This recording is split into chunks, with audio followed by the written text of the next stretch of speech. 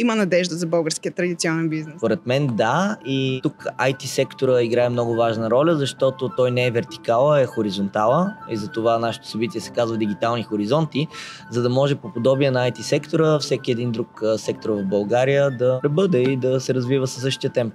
Днес сме в София Тех Парк, където ще си говорим за дигитална трансформация. Ще си говорим за технологиите в услуга на малкия и средния бизнес. Над 180 милиона лева по нови програми, над 50 изложители и водещи експерти от иновационната екосистема. Готови ли сте за дигитална трансформация?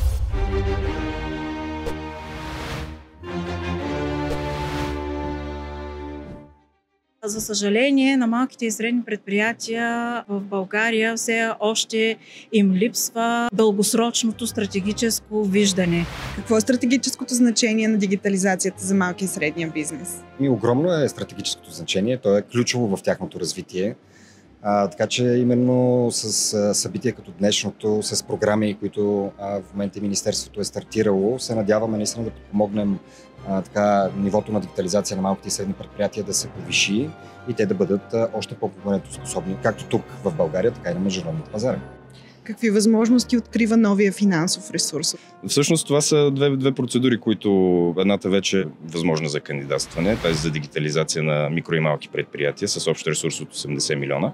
Тя е насочена към подобряването на процесите в компаниите, вътрешните системи за работа, системите за работа с клиенти, подобряване на киберсигурността. Буквално хиляди компании ще бъдат подкрепени по тази мярка. Останалата част от този общ ресурс, който коментираме, съвсем скоро ще бъде достъпен до пазара и отворен за кандидатстване. Там вече говорим за малки и средни предприятия, които внедряват приложения, свързани с изкуствен интелект, с обработка на големи бази данни, 3D принтиране и други, разбира се.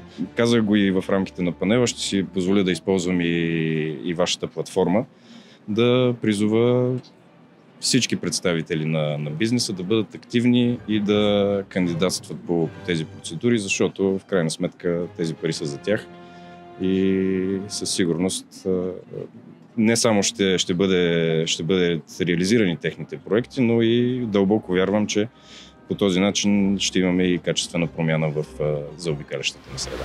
Каква е ролята на Агенцията по заетостта в процеса към дигитализация за малки и средния бизнес? Агенция по заетостта работи предимно и преобладаващо с малки и средния бизнес. За миналата година има над 75 000 заявени работни места от малки и средния бизнес. И ние се опитваме да помагаме. Един от аспектите, в които помагаме, е дигитализацията, като две са главните насоки, в които работим. Първата е обучение на персонала, заетия и безработните лица, за да дигне тяхната дигитална компетентност, професионална квалификация. И втория е в така наречената субсидирана заетост, т.е. да подпомогнем работодателите за хората, които наемат, като им възстановяваме заплати и осигуровки за сметка на работодател. И България, и Европа има своя потенциал. Европа е технологично място и винаги е било носител на технологии и съм убеден, че по естествен път този процес ще се развие. Да очакваме ли повече такива събития? Силно се надявам да очакваме повече такива събития, защото това е един празник за традиционния бизнес, защото събираме на едно място частния сектор и държавния сектор. Трябва да има все повече такива публично-частни партньорства, които да позволяват да се събираме по такива практични поводи, наистина да има конкретни действия след такива събития.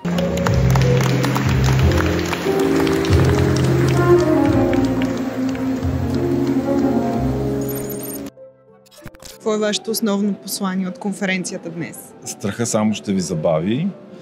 Дигитализацията е само първата стъпка по отношение на пътя към автоматизация и иновации, но тя е задължителна. Защо е важно бизнесите да започнат да инвестират в технологии именно сега? Първо, бизнесът трябва да инвестира в персонала и да обучава персонала, който да ръководи тези технологии, да ги доразвива и да ги създава. Ние смятаме, че цялата дигитализация трябва да е в помощ на работника. Трудно може работник да бъде заменен изцяло от машината, защото тази машина трябва да бъде развита. Какви са най-големите възможности за технологично обновление пред малките и средни предприятия днес? Ами бих казал неограничени, но някои от примерите всъщност биха били примерно автоматизация на процеси, свързани с администрация, складови наличности. С големите езикови модели в момента имаме всякакви възможности за автоматизация на маркетинг, комуникации.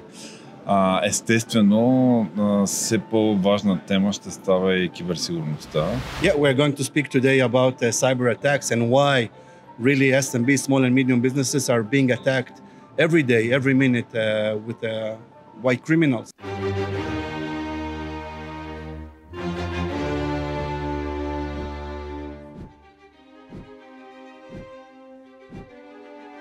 And where is Bulgaria on the CAI map? Well, it stands on the, I would say, early stage adopters. За никой не е тайна, че Европа изостава на глобалната сцена в дигиталната трансформация на фона на Северна Америка, на Азия. Затова и изключително важно малките и средни предприятия да срещат подкрепа от държавата. Какви добри примери виждате в традиционния бизнес по пътя към дигитализация? Относително лесно, под лесно имам предвид на по-ниска цена спрямо предни периоди, може да излезе на международен пазар и да бъде успешен. Това преди години беше много по-трудно, отколкото е в момента. И хората трябва да не се страхуват от тази възможност и да се възползват максимално. Най-важното е какви проекти всъщност ще има на пазара, които да бъдат финансирани по един или друг способ. Било то чрез фонда на фондовете, било то чрез грантови схеми, които управляващите органи или директно към Европейската комисия може да се кандидатства. За да може Европа да стане и да догони същата по-развитите, за съжаление, от нея икономики, като Съединените американски щати, Китай и други такива. Това е много трудно в български условия, тъй като ние живеем във времена, които са изключително несигурни. Сигурността е едно от най-важните неща за правене на бизнес. Как традиционният бизнес може да премине по-бързо към дигитализацията, която му е необходима? Най-вече с желание. Както казах, има инструменти, които са на разположение, има достатъчно експертиза в страната, към която компаниите да се обърнат, защото не всеки и няма нужда всеки да знае, разбира се, какви решения му трябват, но има достатъчно компании, консултанти или както и да ги наречем, които могат наистина да ги посъветват какви решения да внедрят. Не само какви решения да внедрят, а как да ги използват максимално ефективно и заедно с другите, които те вече имат внедрени в своите компании. The first step of implementation is to understand what is the risk. And the first step is to do an audit, to understand the situation, and based on that, to prepare a plan how to be more secure. And how Bulgarian companies could implement cybersecurity practices? When you want to implement, and you need to implement cybersecurity, you need to have several layers of security, like firewalls, antivirus, monitoring, and other measures. But the most important things, I believe, is to be aware, to bring awareness to the employees, that to understand the threats, the risk, and to understand that cyber attacks can occur only also for them, not by chance, and they are vulnerable at the end of the day. Хората, които още не са автоматизирали процеси или не са дигитализирали процеси в малките и средните предприятия, често го правят от страх. Тоест не знаят какво ще се случи, не знаят как да случат такъв тип промяна и така нататък. Аз в такива случаи препоръчвам просто да се направят малки стъпки, които да дадат някаква увереност по отношение на това, че такива неща работят. Може да са съвсем обикновени, нали? Дали ще се използва нещо на ChatGPT, за да се генерира някакво съдържание, дали ще се използва някаква безплатна CRM система, просто да се види как оперира тя. Но това са някакви стъпки, които дават някаква увереност, особено на хората в малките и средни предприятия, за да могат по-спокойно да предприемат по-големи такива. Виждате ли вече добри примери, които се случват в България? Разбира се, добри примери има изключително много. Както знаем, софтуерната индустрия в България е много добре развита и се развива с бързи темпове последните години.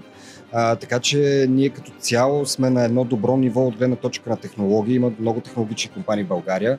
Има, разбира се, много какво да се желая от малките и средни предприятия. Разбира се, за да се дигитализират още повече и повече, защото това е един непрестанен процес. Той няма свършване.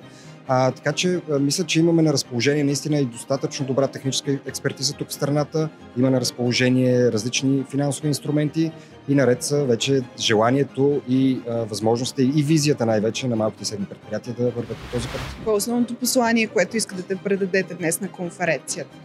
Че въпреки, че дигитализацията е нещо хубаво, не забравяйте своя персонал, не спирайте да го обучавате и все пак хората са най-добрата инвестиция и вашите служители са най-добрата инвестиция, която може да имате. Искам Европа, искам България да бъде носител на нещо технологично много, да излязат компании от тук в световен мащаб, гледайки в бъдещето да правят такива проекти, че да се гордеем с тях.